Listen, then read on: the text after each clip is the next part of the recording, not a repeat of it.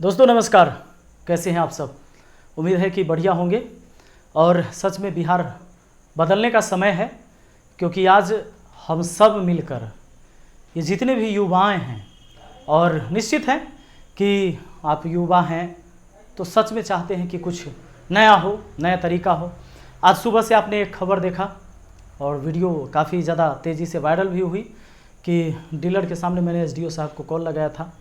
मैं आज जो निकला था अपने गांव में, हमारे पंचायत में 4 डीलर हैं और जहां से राशन मिलता है लोगों को, आप सबको पता है कि ये राशन का जो गड़बड़ी है ये पूरे बिहार में चल रहा है। हाँ, सबको पता ये भी है कि भाई नीचे से लेकर ऊपर तक जो है इसमें खेल होता है और सबका मेल होता है निश्चित। लेकिन क्या हम ऐसे ही छोड़ देंगे अपने बिहार को? ऐसे ही रहने देंगे कि जो चीज़ जहाँ पड़ा हुआ है उसी तरह रहने दें और हम भी आए राजनीति में तो वैसे ही चलने दो जैसे चल रहा है? नहीं, मैं ये सोच के तो राजनीति में आया भी नहीं था। मैंने ये सोच के शुरुआत ही नहीं करी। मैंने एक गांव से ही, अपने पंचायत से ही क्यों शुरुआत करा? शुरुआत इसलिए करा था क्योंकि सबसे पहले मैं चाहता था अपने घर को बदलना, और बदलने की दिशा पता है मुझे। रास्ते पर चल पड़ा हूँ, सहयोग भी मिल रहे हैं, विरोध भी हो रहे हैं, और निश्चित है कि मेरे अच्छा करने से किसी न किसी का बुरा तो होता है और वैसे लोगों को तकलीफ भी बहुत ज़्यादा होगा। खैर, मैं ये जानकारी आपको दे दूं कि जब सबसे पहले मैं मुखिया बना था तो हमारा सबसे पहले जो था कि स्कूल का एक वीडियो आपने देखा था कि सबसे पहले मैंने स्कूल के शिक्षकों को बोला कि भाई सब लोग समय से आइए, टाइम से आइए और बच्चों को पढ़ाइए। चाहे व्यवस्थाएं जो भी है आपके पास, जितनी ही व्यवस्था है, हम पढ़ा तो अच्छा सकते हैं। पढ़ाने के लिए तो हम कहीं पेड़ के नीचे बैठ के भी, बिना दड़ी के घास पर भी बैठ के पढ़ाई की जा सकती है। तो जो चीज़ें नहीं हैं उसके लिए सिर्फ नहीं रोना है, जितनी मेरे पास सुविधाएं हैं उसमें भी हमको किसी तरह काम चलानी है। प्रयास रहता है कि बेहतर करने का, हमेशा कि कुछ नया हो। और जब उसी टाइम मैं डीलर सब के पास भी गया था, क्योंकि मैं शुरू से देख रहा था, मैं बचपन से मैं खुद जाता था कोटा में अनाज लेने के लिए। तो मैं देखता था कि माँ जो है सिलाई करती थी तो कितनी मुश्किलों से 10 रुपया 12 रुपया जोड़ कर देती थी, तो एक दिन महीने में जाकर कोटा में से लोग अनाज लेने जाते थे। एक दिन की कमाई से भी नहीं हो पाता था, बड़ी मुश्किल से जुड़ता था। जो गरीब परिवार से हैं वो समझ सकते हैं इस चीज़ को। तो ये ज़रूरत भी उन्हीं के लिए है, जो गरीब लोग हैं उन्हीं के लिए राशन की ज़रूरत है। तो जाता था, वो चीज़ें देखता था। जब मैं मुखिया बना तो डीलरों के पास गया, मैंने कहा उनसे कि भाई अनाज जो आप ले रहे हैं, अनाज जो दे रहे हैं और पैसे जो ले रहे हैं, एक तो अनाज पर यूनिट कम दे रहे हैं। कोरोना के टाइम से 10 किलो अनाज मिलता था हर यूनिट पर, और उसको 9 किलो देते हैं लोग, और उसमें भी पैसा बढ़ा कर लेते। उस समय 11 रुपया था पर यूनिट देना, तो 13 रुपया लेते थे। मैं जाकर उनसे बोला कि भाई ऐसा क्यों करते हैं आप? तो डीलरों ने मुझे कहा कि मुखिया जी, इसलिए ऐसा होता है कि वहाँ से हमको अनाज कम मिलता है ब्लॉक से, है ना, तो वहाँ से अनाज हमको कम मिलता है, जिसके वजह से हम यहाँ कम देते हैं, बोरा में कम रहता है। मैं भी पहली बार मुखिया बना, मैं इससे पहले नॉमिनेशन के टाइम ही ब्लॉक गया होगा, मुझे इन चीज़ों की जानकारी नहीं।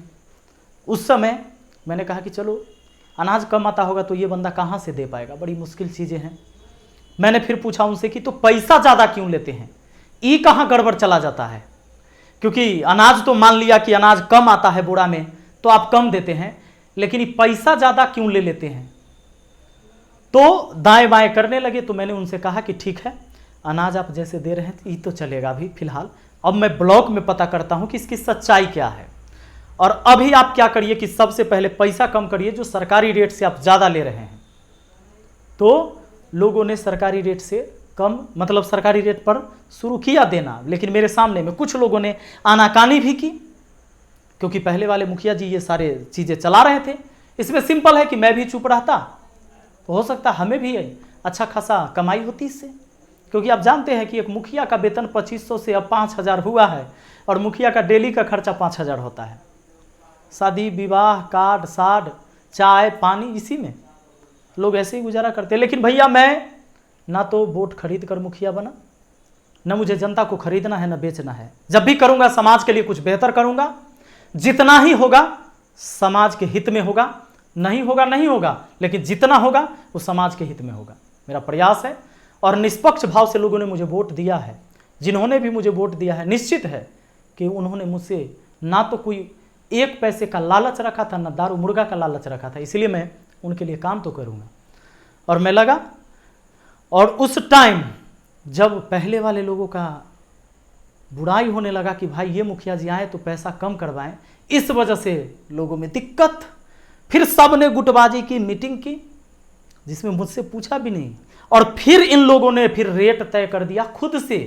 मैं मुखिया हूँ, बिना जाने बिना जानकारी दिए हुए, मुझे किसी ने जानकारी नहीं दिया, जो मैंने कहा सरकारी रेट तय करने के लिए वो मेरे सामने कर दिया। अब बाद में फिर जो बढ़ा के वो ले रहे थे 11 के बदले 13, वो शुरू कर दिया। अभी रेट चल रहा है सरकारी रेट 14 रुपया, लेकिन अब लेते हैं 15 रुपया करके। तो मुझे ये चीज़ें बर्दाश्त नहीं हो रही थी, मैं देख रहा था, कई शिकायतें मुझे मिली। मैंने सोचा कि चलो आज चलते हैं, पूछते हैं कि क्या हाल चाल है भाई, ऐसा क्यों करते हैं। आज मैं सुबह निकला, अपने सारे वार्ड सदस्यों को बुलाया। वार्ड सदस्य, चूँकि हर वार्ड के लोग जाते हैं अनाज लेने, तो उनको भी मुझे शामिल करना था। मैंने वार्ड सदस्य जितने भी हमारे साथी हैं सबको बुलाया मैंने, और पहुँचे हम। जब पहुँचते हैं तो डीलर लोगों से जब मैंने पूछा कि भाई कितना का बिल काटते हैं, तो 70, लेते कितना है, तो 75। अनाज इनको कितना मिलना चाहिए, 50 kg, जैसे अगर मान लीजिए 5 आदमी है तो दिए कितना, तो 45 kg, 5 kg कम कर दिया। और लगभग गांव में जनसंख्या होती है परिवार में, अगर हर परिवार से औसतन, किसी में 7 आदमी, किसी में 8 आदमी, किसी का 10 आदमी, किसी का 5 आदमी, किसी का 2 आदमी, औसतन 5 आदमी भी मान लिया जाए, 1600 परिवार है, अगर 5-5 kg कम करके देते हैं आप, तो 8000 किलो अनाज का घपला होता है। और इससे कमीशन मिलते हैं मुखिया जी को, अगर चाहिए तो इन सब चीज़ों को चलाने के लिए ऊपर तक भी जाता होगा, हो सकता है, ये जांच का विषय है। लेकिन जब मैंने उनसे पूछा तो उन्होंने कहा कि हमको अनाज कम मिलता है इसीलिए कम देते हैं। हम तो आपने शिकायत किया किसी से आपको अनाज कम मिलता है? ना, शिकायत तो नहीं करेंगे हम, तो लिखित दीजिए कि आपको अनाज कम मिलता है इसलिए हम कम देते हैं। तो हम लिखेंगे भी नहीं कि हमको अनाज कम मिलता है, लिख के भी नहीं देंगे, और अनाज भी पूरा नहीं देंगे जनता को। ये इनका लॉजिक था। मैं मुखिया हूं, मेरे सामने अगर ये कहते कि चलिए मुखिया जी आप आ गए हैं तो हम सुधार देते हैं, लोगों को हम पूरा पूरा अनाज देंगे और पैसा हम उतना ही लेंगे जो सरकार ने तय किया है। मैं भी इंसान हूं, थोड़ा सा मुझ में भी रहम है, और मैं कहता कि भाई गलती मानते हैं तो चलो आगे से ठीक करके सबको दो, है ना, किसी के पेट पर लात मारने की कोई जरूरत। लेकिन आपने देखा होगा वीडियो में डीलरों ने मेरे साथ कैसा बिहेव किया। मैं मुखिया हूं, पंचायत का प्रधान हूं मैं, और मेरे सामने नहीं हम रिजाइन दे देंगे लेकिन अनाज पूरा नहीं देंगे ना। तब मैंने एसडीओ साहब को कॉल लगा दिया। एसडीओ साहब ने कहा कि ठीक है सर, कार्रवाई होगी और लिखित दीजिए मुझे। मैंने लिखित उनको दे दिया, और वहाँ से एमओ साहब का भी कॉल आया। उन्होंने कहा कि मैं इन सब का लाइसेंस रद्द करता हूँ, जो लोग ऐसे बोले हैं और जो ऐसे करते हैं, और मुझे उम्मीद है कि ऐसा होगा। और एमओ साहब भी आए और सर्वेक्षण करके गए हैं। अब देखना है आगे की क्या प्रक्रिया होती है। और दोस्तों, इस मतलब दिन भर का जो कार्यक्रम के बाद जो सामने आया नतीजा वो देखिए। ये एसडीएम, ये जो है एसडीओ साहब हैं सुमित सर, और इन्हीं को मैंने सुबह कॉल किया था। आप यहाँ पर देख रहे होंगे, पॉजिटिव इंडिया एक न्यूज़ चैनल चलाते हैं जो महनार अनुमंडल के खबरों को ये प्रकाशित करते हैं अपने चैनल के माध्यम से। यूट्यूब पर इनका चैनल है पॉजिटिव इंडिया, ये हमेशा पोस्ट डालते रहते हैं, और इनके ग्रुप में सारे अधिकारी जुड़े हुए होते हैं। तो इन्होंने खबर दिया अभी थोड़ा देर पहले कि काफ़ी शिकायत मिलने के बाद स्टेट फूड कॉरपोरेशन के महनार गोदाम का आज आईएएस सुमित कुमार ने निरीक्षण किया। डिजिटली अपलोडेड डाटा के अनुसार स्टॉक सही पाई गई। वहां उन्होंने अनाज के पैकेट का वजन भी तराजू पर चेक कराया, जिसमें सही पाया गया एवं तराजू भी सही वजन बता रहा था एवं अनाज भी सही वजन के साथ गाड़ियों पर लोड किया जा रहा था। जरा सोच के देखिए, ये खबर जब चली सभी लोग जगे भी हैं, और आईएएस सुमित सर जो हैं, और निश्चित तौर पर ये यंग हैं और हम लोगों की उम्मीद है कि भाई बेहतरीन कार्य कर रहे हैं हमारे क्षेत्र में और करेंगे। दोस्तों, एक बात मैं आपको बता देना चाहूँगा, सोच के देखिए कि एक अनुमंडल जहां हमारा है, एक ब्लॉक, इसकी दूरी 6 किलोमीटर 7 किलोमीटर दूरी है। मतलब दूसरे स्टेट से अनाज आ सकता है यहां तक, जहां पर नाप तोल किया जाता है, सारे रिकॉर्ड दिखे जाते हैं अफसर के सामने, तो वो सही था। लेकिन ये 6 किलोमीटर 8 किलोमीटर दूर से जब सिर्फ पंचायत में पहुंचता है तब बीच में अनाज गायब कैसे हो जाता है? ये कौन सा लॉजिक है डीलरों का? जिन्होंने लॉजिक दिया दूसरे स्टेट से आ गए तो सही पहुंच गया, लेकिन यहां से यहां तक पहुंचने में ये लूट हो जाती है और इसीलिए सबको 5-5 किलो कम दिया जाए। हद हो गई।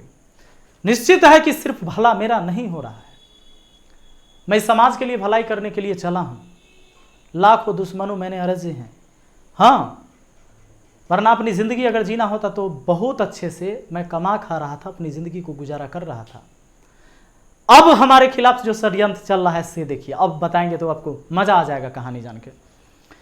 अब उन डीलरों ने क्या किया कि एक एप्लीकेशन लिखा कि मुखिया जी हमारे ऊपर जो है से गलत इल्ज़ाम लगाए हैं, हम जो हैं सो पूरा 10 किलो अनाज देते हैं और 14 रुपया प्रति केजी के सरकारी रेट है, उसी से हम लेते हैं।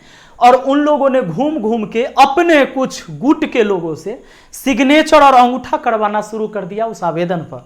कहाँ देने के लिए? एसडीओ साहब को देने के लिए, कि ताकि हम बच जाएं।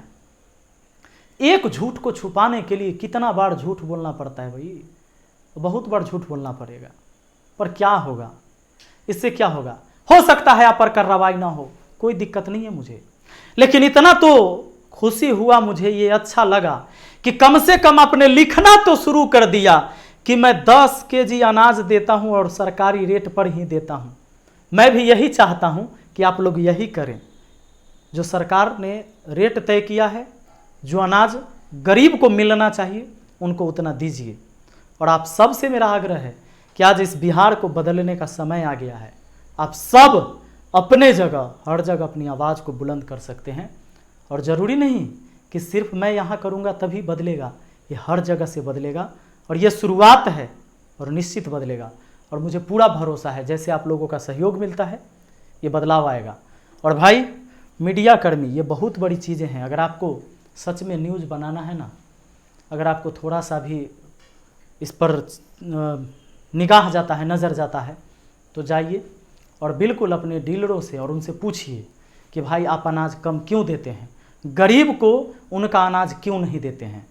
निश्चित है कि हमारे आपके जैसे जो लोग हैं तो शायद अब मान लीजिए कि बहुत पैसा कमाते होंगे तो वो अनाज नहीं खाइएगा, लेकिन बहुत सारे गरीबों के लिए ना उसकी भी लाले पड़ते हैं, तो ऐसे लोगों का हक नहीं छीनना चाहिए।